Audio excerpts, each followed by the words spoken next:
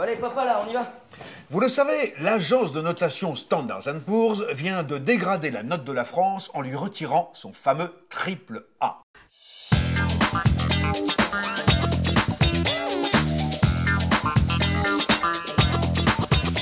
Papa, allez, on y va là. Mais, me direz-vous, chers téléconautes, qu'est-ce donc que ce triple A dont on nous rebat les oreilles depuis quelque temps? Allez papa là, mon cours est dans un quart d'heure là, on bouge. Téléconews a décidé d'inviter un spécialiste pour répondre à la question.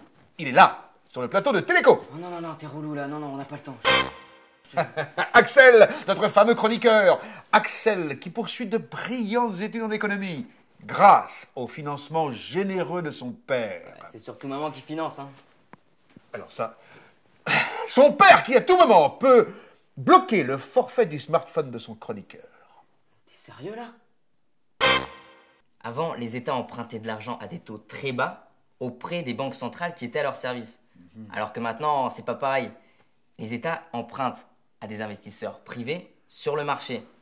Et là, c'est pas la même musique parce qu'un investisseur, c'est hyper méfiant. Tu vois, ça a besoin d'être rassuré. C'est donc pour ça que les États sont notés. D'accord, Axel, très bien. Mais alors dis-moi, Axel, un État remboursera toujours sa dette, non? Papa, le problème se pose pas en ces termes. T'es vraiment le crétin. Alors un peu de respect quand même, hein, ça mange pas de pain.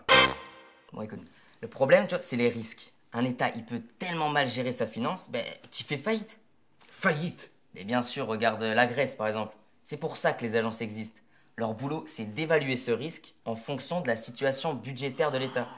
Son déficit, ses perspectives de croissance, en gros, sa capacité de remboursement. D'accord, très bien. Bon, allez, moi j'y vais. Hop.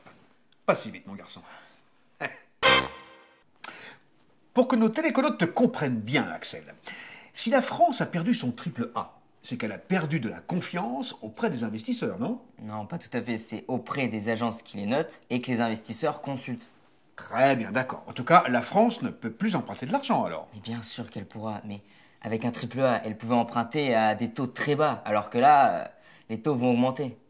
D'accord, c'est impitoyable comme système. Enfin, encore, c'est rien. Parce que, imagine, si elle se tape un B ou un D, tiens, la pire des notes, bah alors là, mais elle raque à mort. Les taux s'envolent et tu passes plus de temps à rembourser les intérêts de la dette que la dette elle-même. Oh. Bon allez, ciao tout le monde, moi j'ai un cours sur le feu. Attends, Axel, et par exemple, si moi je veux t'emprunter de l'argent. Papa, t'es au chômage. Tes revenus sont hyper faibles. Juste quelques acédiques et encore, ça va pas durer. Ah, mais attends, mais je vais retrouver du travail, mais qu'est-ce que tu crois? Mais avec quelle probabilité? Est-ce que tu veux que je te rappelle les statistiques du chômage chez les seniors? Oh, allez, oh, senior veut pas dire mort. Papa, à 50 piges, tes probabilités d'avoir des soucis de santé augmentent à mort. Donc si t'es malade, tu peux pas bosser, donc tu pourras pas me rembourser. Attends, je te rembourserai plus tard, c'est pas un souci. Et quand? Et pourquoi j'irais prêter du pognon à un vieux comme toi, alors que pour le même taux, je peux le prêter à un jeune vigoureux qui pète la santé?